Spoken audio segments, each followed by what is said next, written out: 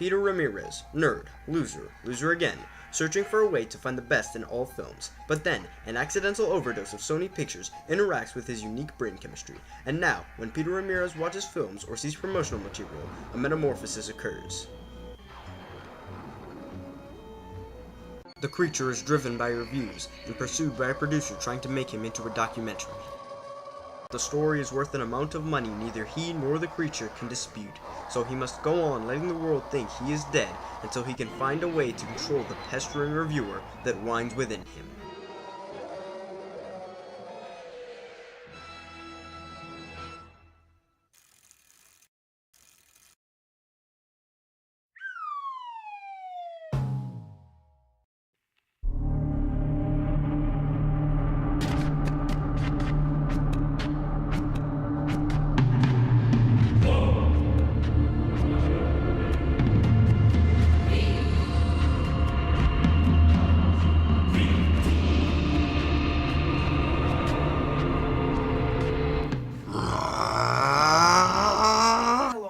Today we're reviewing 1977's hit classic series, The Incredible.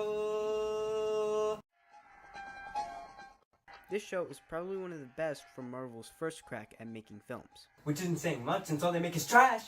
However, every show has their ups and downs, and today we're looking for the downs. Oh, it won't be that hard to find. It'll be like looking for hay in a haystack. With that said, let's get into The Incredible Hulk, Season 1, Episode 2. A Death in the Family. The episode starts with its now iconic introduction to the origins of Bruce Banner and the Hulk. Also, look at Banner stare at his grave. It's like he's completely unfazed by this. Oh, what I do this weekend? Nothing much. Just watch my loved ones mourn me from a bush. The first scene in the episode is Bruce Banner at the beginning of his new life as a nomad. He asks for a ride north and a man in a truck picks him up. I guess you could say it's a pickup truck.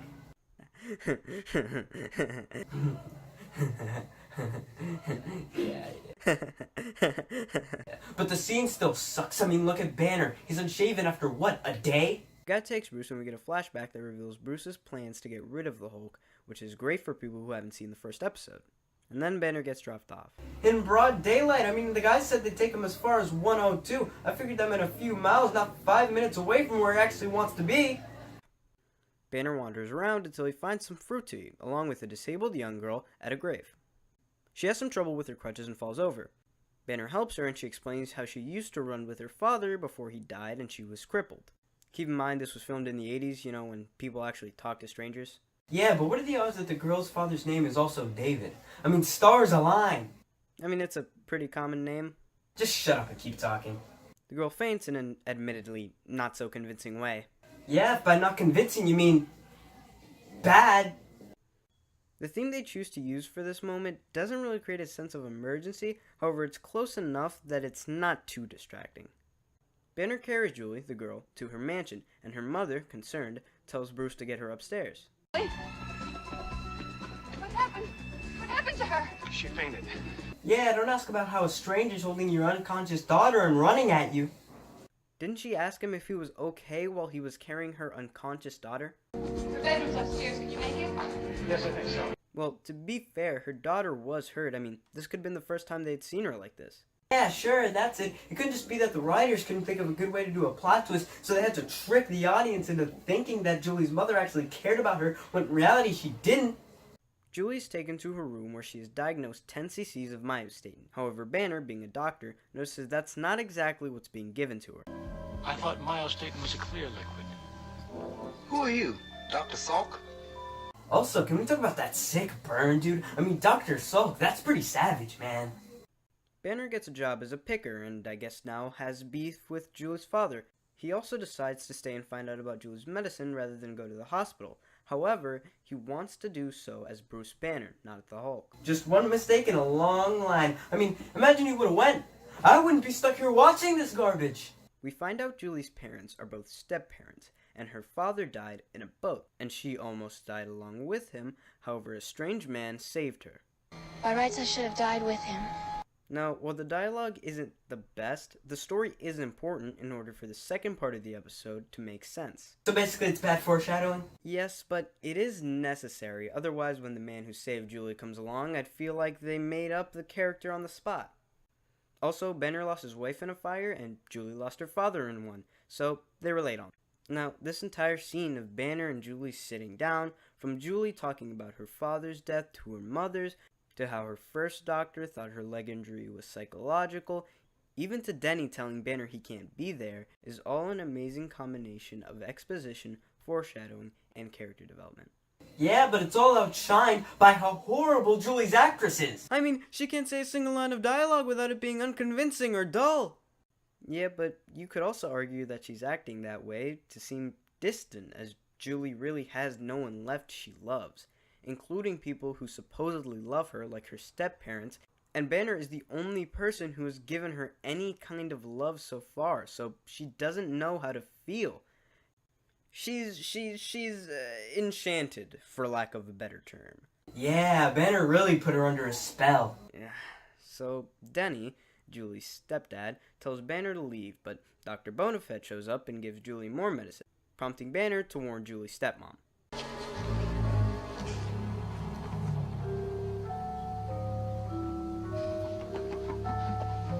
Would you close the door, Doctor?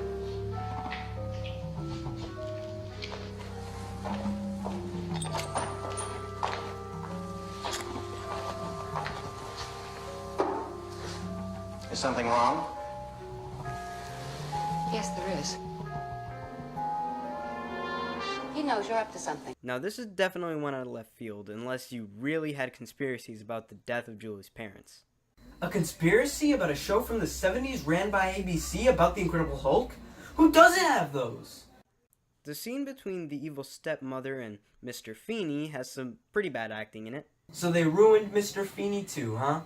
Did you even like Boy Meets World? Boy Meets... Denny actually has nothing to do with any of this, but he still gets used because of, I suppose, his jealousy towards Banner and Julie's relationship, while also feeling like he should protect her. So he's a prick. Cool it, but basically, yeah. Denny goes to, I guess, kill Banner. It's not very clear what his plans are, but that's what the doctor and stepmom wanted him to do. Denny starts assaulting him with two other guys because he's a prick, and then shoves Banner out of the barn, finally turning him into the Incredible Hulk. How convenient, no one saw him transform. What the? What was that? I don't know.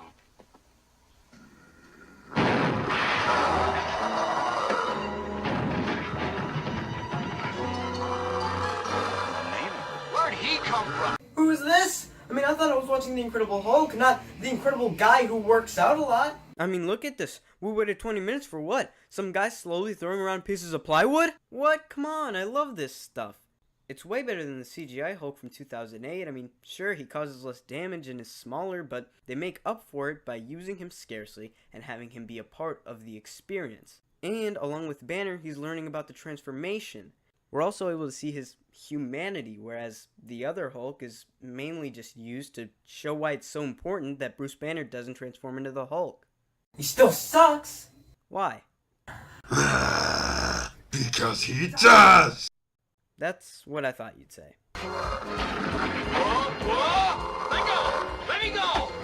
Yeah, you see him take down a whole wooden staircase. So you figure a wooden chair will take him out. So the Hulk leaves after hearing some voiceovers that were probably standard at the time, but now are really bad, and then meets Michael, now during nighttime, who's roasting a chicken.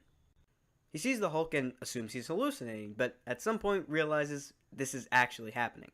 So, instead of running away in fear, he decides to sit down and have a conversation with the guy. Well, he's a little frightened, but even if he wasn't, remember, the Hulk isn't trying to attack him. He just showed up and did as he was told. Sat down and had some chicken while observing Michael, being just as curious as he was as to what the creature in front of him was. Yeah, but why isn't he already back to Banner at this point? And why is the thing that transformed him being angry and scared at a fire? And why are Banner's pants still intact and not completely torn? And for that matter, why isn't the Hulk wearing a ripped up shirt? They're continuity errors, but they don't affect the story that much. Yeah, sure. Whatever you need to help you sleep at night. Looks like you might have had a run-in with that big fella, too. Big fella. You mean there was someone here before me? Something is more like it. Sort of greenish. What do you mean by that? I mean, he just looks like a strong guy, and you didn't even know he was green at the beginning. So Banner transforms, then Michael gives Banner some new clothes. Good thing they're the same size. And then the sheriff shows up. Michael, seeing that Banner is put off by him, goes to talk with him by himself. Michael? You didn't tell them you saw that creature. Listen, mister. The dog was hurt and lying in the middle of the road, and I put it over to the side, and that's all I've done for you. That's the same thing. You went out of your way to not hurt somebody and effectively helped them, you idiot. It's now that we are introduced to Jack McGee, a reporter. Yes? Oh, hello. Why were it in that awkward 7-second pause? What are you? Why do a voice for this? We know it's not natural. Stop. Also, McGee? MacGyver? McWho? McRonald? Is that you?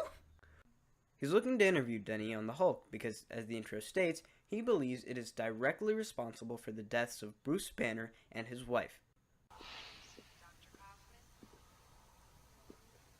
Excuse me. How's he doing? Well, I think he's going to be all right. But he's under sedation right now, and Dr. Bonifant really doesn't want him to have any visitors. So, going to have to ask you to leave. Yes, all right. You didn't ask his relation to the patient, how he got in the room, what his name was. As a matter of fact, how would Banner have checked in with the nurse on duty, presuming he did, which he didn't. And how was Denny, the guy who got a roof dropped on his head, just gonna be all right? So as it turns out, this is the hospital Banner was looking for in the beginning. Lucky day for you, isn't it, Banner? However, he also finds Dr. Bentley's office, which has x-rays in it, proving that Julie's inability to walk is all in her head. Man, this hospital just has everything, doesn't it? Well, it is the nearest one, so... Shut up. And keep talking. Yeah, I got that. Banner hears Feeney and the stepmom coming and hides. Aren't you going to get rid of that original x-ray? I'll pick it up this afternoon and dispose of it. I think we should check on Denny, and then we could go out to the house and finish up Julie's treatment.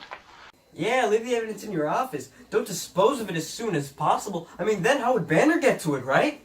To be fair, he didn't know Banner was still around, and no one else suspected him. Besides, he was going to get rid of it the same day. He's still an idiot for it. And the episode ends with Banner getting out of the office, leaving audiences waiting for part 2 of A Death in the Family. This episode sucked. The fight scenes were slow, the acting was bad, and nothing made any sense. Not to mention the fact that the entire episode was filler. Okay, I wouldn't say all that.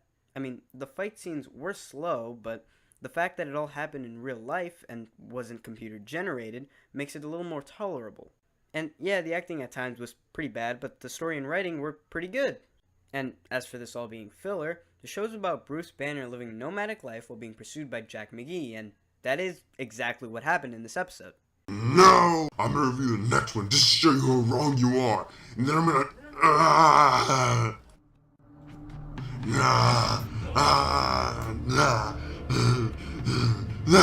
Hey, I know somebody who loves The Last Jedi. Wanna meet him?